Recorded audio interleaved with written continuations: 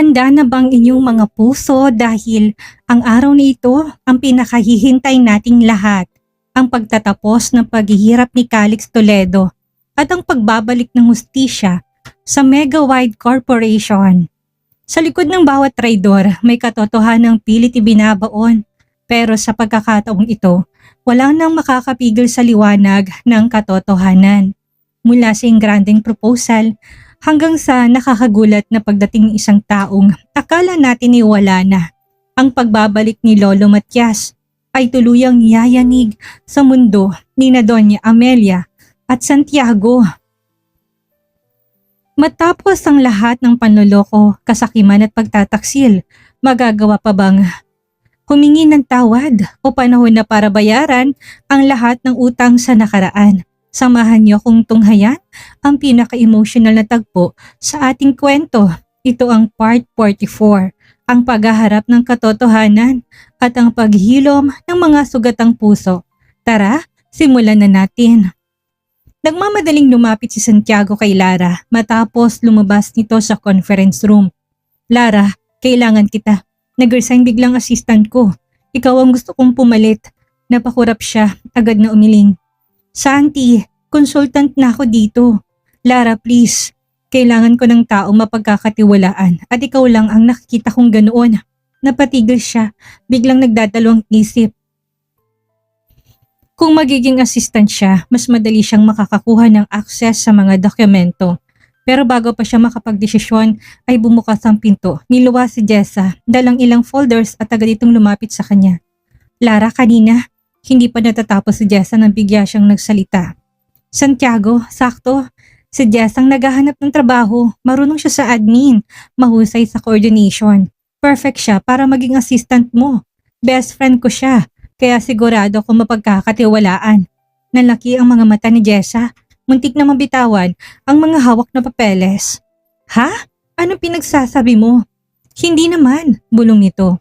Pero nakatitig na si Santiago kay Jessa. Sinisipat mula ulo hanggang paa.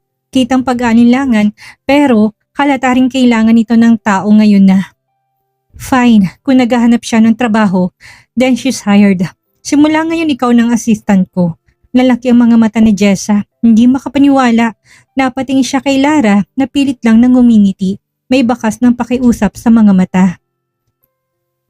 Lara, anong ginawa mo? Bulong nitong pagtalikod ni Santiago. Ngunit wala na itong nagawa. Si Santiago ay tumalikod na, nagbigay ng utos sa staff para i-process agad ang employment papers ni Jessa. Nakahinga siya ng maluwag. Mas ligtas kung si Jessa magiging assistant nito kaysa siya mismo. At least may kakampi siya sa loob para sa pagbabantay kay Santiago. Lara, anong gulo itong pinasok ko? Assistant ni Santiago? Gwapo nga siya, oo. Pero parang nakakatakot ang aura niya. Hindi ako mapalagay.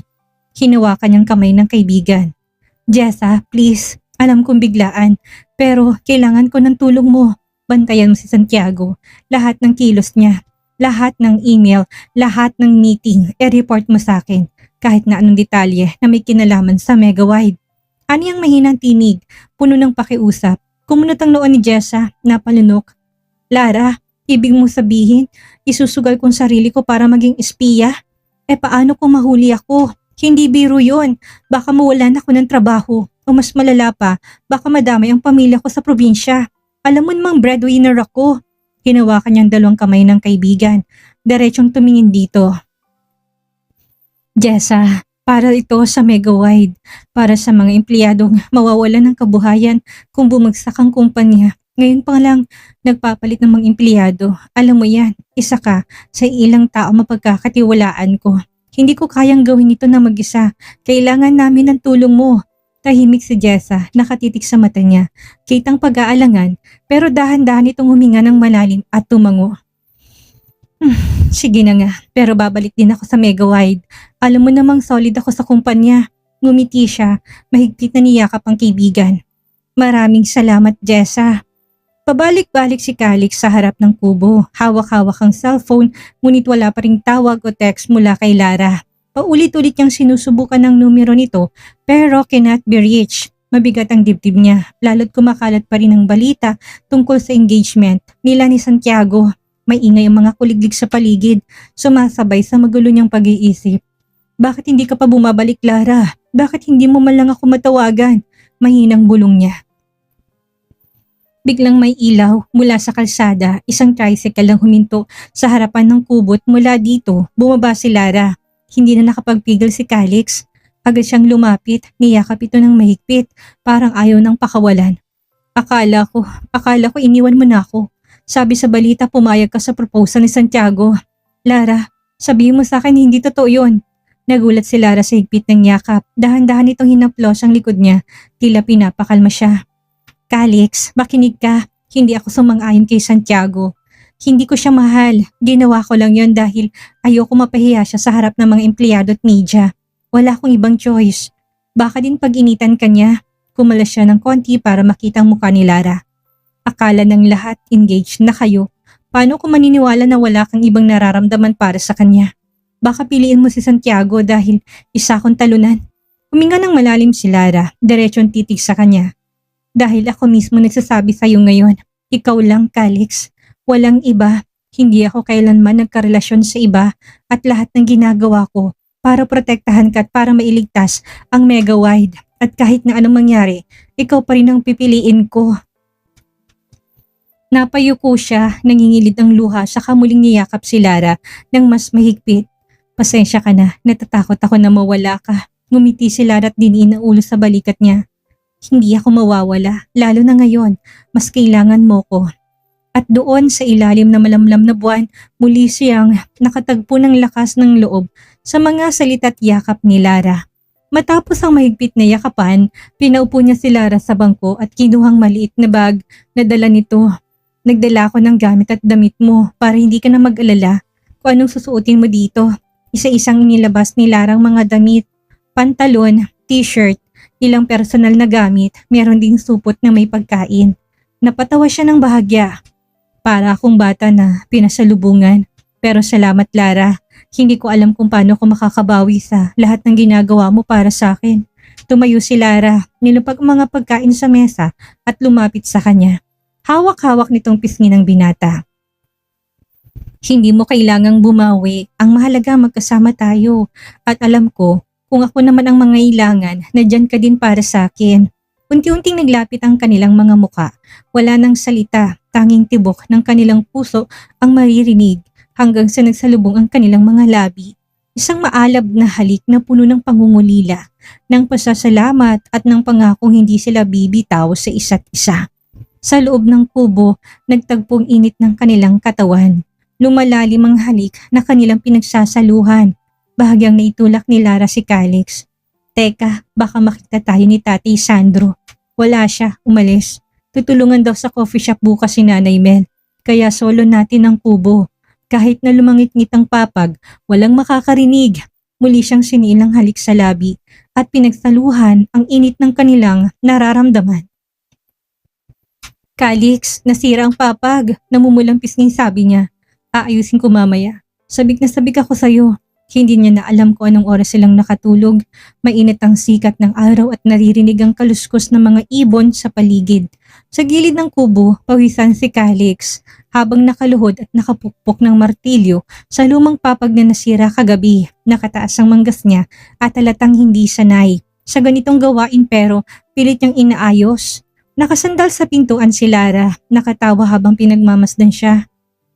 Kung alam ko lang na ganitong mangyayari, sana naglatag na lang tayo ng banig kagabi, ani Lara. Kasalanan mo to, kung hindi mo ko inakit kagabi, hindi masisirang papag ni Tatay Sandro. Biro niya sabay lapit at yakap kay Lara. Isang malakas at tawang sagot nito. Calix, ikaw ang grabing makaano. Makaano? Biglang tumunog ang cellphone niya, naputol ang biruan, agad niyang kinuha at sinagot. Luther, bakit tumatawag ka ng maaga? Sa kabilang linya, marinang boses ni Luther. Calix, kailangan mo mag-ingat. May inilabas na warrant of arrest laban sa'yo. Kinasuhan ka ng pagnanakaw ng malaking halaga mula sa kumpanya. Nalaki ang mga mata niya. Muntik na mahulog sa sahig ng martilyo. Imposible yan. Anong basehan? Wala ko ninanakaw. Issue ng korupsyon. Malaki daw ang perang nawawala sa Megawide at ikaw ang itinuturo. Issue ng korupsyon. Malaki daw ang nawawalang pera sa Megawide at ikaw ang itinuturo. Kaya bukas ang botohan ng board para sa ibang CEO ng kumpanya. Malinaw na gusto nilang mawala kasi eksena. Napatitig siya kay Lara, lumapit ito at hawak-hawak ang braso niya. Halatang kabado. Calix, anong balita? Ibinaba niya ang cellphone, nanginginig ang kamay. Humugot siya ng malalim na hininga. May warrant of arrest ako. Gusto nila akong ipabilanggo bago pa magbotohan para sa posisyon ng CEO. Sa loob ng mega-wide boardroom, araw ng botohan. Mahaba ang mesa. Nakaupo ang lahat ng board members na nakasuot ng formal. Tahimik at mabigat ang atmosphere. Nasa harap si Doña Amelia, elegante sa kanyang pulang bestida, at si Santiago na nakangiti habang nakatalungko ang mga kamay sa mesa. Madilim naman ang anyo ni Don Ricardo. Bago tayo magsimula sa botohan, nais naming marinig ang anumang presentasyon o opinyon mula sa mga shareholders. Kung wala naman ay biglang bumukas ang pinto. Pumasok si Calix na palingon ng lahat, nagulat. Anong ginagawa mo dito? May warrant of arrest ka? Wala kang karapatang makialam sa meeting na ito. Tumayo agad si Doña Amelia. Nanilisik ang mata, diretsong tingin niya sa lahat. Nasa likod niya si Lara, hawak ang folders ng mga ebidensya. Alam ko may ng pangkaso laban sa akin. Pero bago niyo kusgahan, hayaan niyo ipakita kong katotohanan. Malakas niyang sabi. Naglakad siya papunta sa gitna. Nilapag ang mga dokumento at recorder sa mesa. Binuksan ni Lara ang recorder. Utos ni Doña Amelia ang lahat. Ang pagpababagsak ng mega-wide. Lahat yan plano niya. Boses ni Santiago. Madami pang usapan nilang pinadinig nila. Kuyong ang palad ni Santiago. Nagbulungan ang mga board members. Halatang nagulat. Napaatras si Santiago, nanilisik ang mga matang napatingin kay Lara. Doña Amelia, totoo ba ito? Ikaw ang nasa likod ng pagpapabagsak sa mega-wide? Tanong ng isa sa board member habang binubuklat ang ibang mga dokumento. Huwag kayong maniwala, hindi totoong recording na yan. Gawa-gawa nila yan para sirain ako. Kung kasinungalingan to, bakit may mga financial records na tumutugma sa mga dummy accounts mo? Naritong patunin na ginagamit nilang kumpanya para sa pansariling interes. At higit sa lahat, si Santiago ay anak ni Doña Amelia. Walang partnerships pagitan ng Mega-wide at Aquino Group. Ginamit niyang sariling anak para wasakin ng Mega-wide. Nagulat ang board. Ang bulugan ay halos sumalingaw-ngaw sa silid. Si Santiago ay napayuko, halatang tuliro. Enough! Security! Police! Sigaw ni Doña Amelia. Mabilis na pumasok ang dalawang pulis na tinawag nito. Lumapit ang mga pulis sa kanya para arestuhin, ngunit bago pa man siya pusasan, tumayo si Lara sa gitna ng silid. Kahit na arestuhin niyo si Calix, may hawak kaming mga ebidensya. Bakit niyo ikukulong ang taong nagmamalasakit sa mega-wide? Lalabas at lalabas ang katotohanan. Sa mga matagal na sa mega-wide, alam niyo kung gaano kagaling at katapat sa tungkulin si Calix bilang CEO. Mahal niyang kumpanya, mahal niya kayo. Tahimik ang lahat, ngunit dama ang tensyon ng sagupaan ng kapangyarihan at katotohanan na hindi na mapipigilan. Mainit ang sitwasyon, nakalatag sa mesa mga ebidensya, recordings, financial records, email prints at mga board members ay nabubulungan, nagkakagulo na sa magkakasalungat na opinyon. Doña Amelia, may paliwanag ka ba? Anang isang board member. Hindi ako naniniwala. Si Doña Amelia nagligtas sa kumpanyang ito sa pagbagsak. Muntik na itong ipasara. Paano natin basta tatanggihan ang kanyang pamumuno dahil lang sa mga papel at recording na hindi natin alam kung tunay? Salungat ng isa. Kailangang pag-aralan na munang ebidensya, sabi ng chairman. Nagbangayan ang mga board members, kalahati laban kay Amelia, kalahati na natiling tapat sa kanya. Si Santiago ay nanatiling tahimik, nalilisik ang mata kay Calix. Hindi ako humaharap dito para manggulo. Humaharap ako para ipaglaban ang integridad ng mega-wide. Kung may tiwala pa kayo sa pangalan ng Toledo, hayaan niyong akong bumawi sa pagkukulang na ginawa ng sarili kong ina. Wala ka na sa posisyon, Calix. Wala ka ng karapatan dito. Mga pulis, gawin niyo ng trabaho niyo. Hulihin ng kriminal, ani Doña Amelia. Lumapit ang mga pulis kay Calix. Kinuha ang braso niya at pilit pinoposasan. Umamba siyang lalaban, nakakapit sa braso niya si Lara. Sasama ako sa inyo pagkatapos ng butuhan. Aniya, ang mga board members ay halatang hati. Ang ilan ay nakayuko at ayaw madamay. Ang iba'y nakatigin kay Calix at Lara na para bang may nakikitang bagong pag-asa. Si Doña Amelia naman ay nanatiling matatag sa pagkakaupo. Dahil hindi malinaw ang sitwasyon, pinagpapatuloy natin ang botohan para sa bagong CEO. Ihandang mga balota, anang chairman. Nakaupo ang lahat ng board members, hawak ang kanilang balota. Nasa gilid sila Calix at Lara, kapwa kinakabahan, habang si Doña Amelia nakaupo sa gitna, puno ng kumpiyansa. Si Santiago ay nakangiting tila sigurado na sa panalo. Mga kasama, ito ng oras ng botohan. Dalawang pangalan ang nasa balota, Doña Amelia Toledo at Calix Toledo. Isa-isang nagsumiti ng boto ang mga miyembro.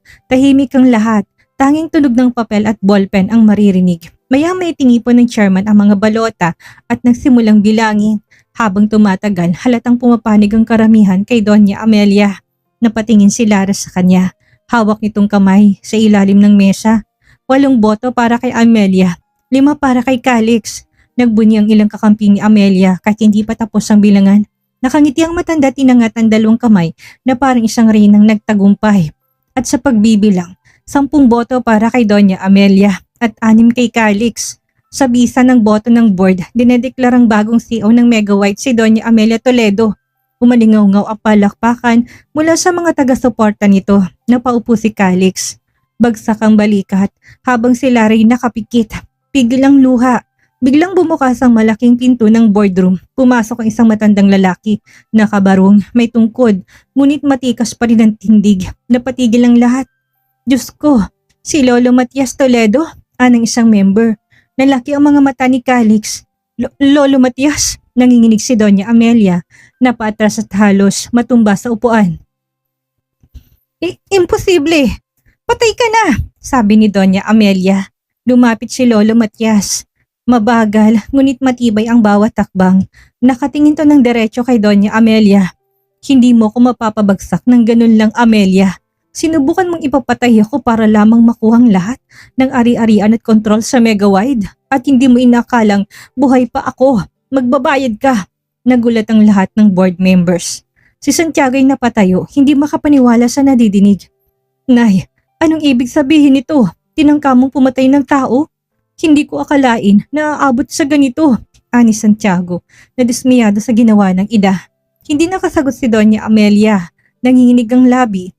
Mga kasama, akong tunay na may-ari ng tagapagtatag ng Mega Wide at sa harap ninyo, dinedeklara kong si Calix Toledo ang siyang nararapat na maging CEO. Hindi ako papayag na sirain ng gahaman ang kumpanyang tinayo ko mula sa sariling dugot pawis. Tumayong ilang board members at nagpalakpakan. Sumang-ayon, ang iba naman ay nagulat ngunit halatang naguguluhan kung saan papanig. Kung gayon, wala nang botohan na kailangan. Ang pasya na nagtatag at may-ari ng Mega Wide ang pinakamabigat. Calix Toledo, ikaw pa rin ang CEO ng Mega Wide Corporation.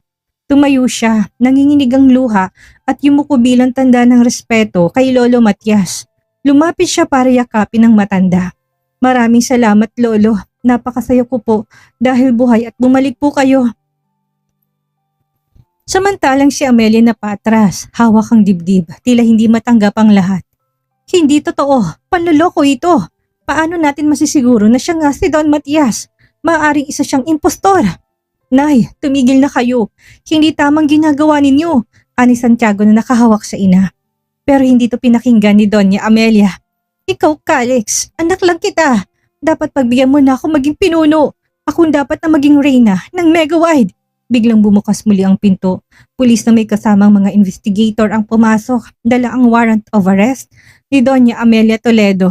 Kami may mga dalang warrant of arrest laban sa inyo sa mga kasong fraud, falsification of documents at attempted murder. Kailangan po ninyong sumama sa amin. Nalaki ang mata ni Doña Amelia. Mabilis na palingon kay Santiago. Santiago, anak, tulungan mo ko. Sabihin mo sa kanila, wala akong kasalanan. Nagpigil ng emosyon si Santiago. Nangilid ang luha. Huwag niyong pusasan ng nanay ko. Iyakap nitong ina. Ngunit hindi na nito napigilan ng mga pulis na hinuli ang matanda. Pilit na nagpupumiglas si Amelia. Sumisigaw habang dinadala palabas. Calix! Santiago! Mga anak ko, tulungan niyo ako! Ayoko makulong! Lumingon si Calix. Nangingibabaw ang sakit sa kanyang muka. Ma, hindi kita matutulungan. Panahon na para managot ka sa lahat ng kasalanan mo.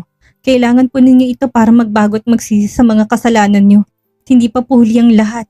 Nagigting ang panga ni Santiago. Mabilis nung lumapit at pumagitna sa pagitan ng inat ng mga pulis. Huwag niyo siyang dalahin ng basta-basta. Calix, paano mo nagagawang hayaan na ipahiyang nanay natin sa harap ng lahat? Hahanap tayo ng pinakamagaling na abogado, Nay. Hindi kita pababayaan. Umiling si Calix. Mariin, nangingilid ang luha at nasasaktan din sa kahihinatnan ng ginawang mali ng ina. Santiago, gumising ka. Pati ikaw dinadami niya sa kanyang kasakiman. Kung hindi siya titigil, pati ikaw malulugmok. Hindi mo ba nakikita? Ginagamit ka niya. Hindi ako ginagamit. Mahal ako ng nanay ko. Hindi ko siya iiwan. Biglang inampas ng kamay ni Doña Amelia ang mesa. Sabay lingon kay Calix. Galit na galit. Halos magwala na. Tinapon ang mga dokumentong nasa mesa. Wala kang utang na loob, Calix. Ako nagpalakit ng mahal sa'yo. Tapos ganitong igaganti mo. Ma, kasama lang kita pero kahit minsan, hindi ko naramdaman ang pagmamahal na sinasabi mo. Natahimik ang buong silid. Ramdam ang bigat ng emosyon. Kung pagmamahal ang pinairal mo, ma, hindi tayo aabot sa ganito. I'm sorry, ma. Santiago, tulungan mo ko. Papayag ka ba na magkahiwalay tayo? Matagal nating hinintay na magkasama. Niyakap ni Santiago ang ina. Ngunit hindi na nito napigilan ang mga pulis nang hulihin to. Pilit na nagpupumiglas si Amelia, sumisigaw habang dinadala palabas. Hindi ako matatalo. Hindi pa tayo tapos. Unti-unting pagkawala ng boses nito hanggang sa may sarang pinto. Nakasunod si Santiago sa ina. Lumapit si Lolo Matias kay Calix. Nanlumo siya't nangingilid ang luha sa nangyari sa ina. Tinapik na matandang kanyang balikat. Tuturuan lang natin siya ng leksyon. Huwag kang mag-alala. Lolo, akala ko iniwan mo na ako. Akala ko hindi na tayo ulit magkikita. Muli silang nagyakap na maglolo. Mahigpit at puno ng pagmamahal.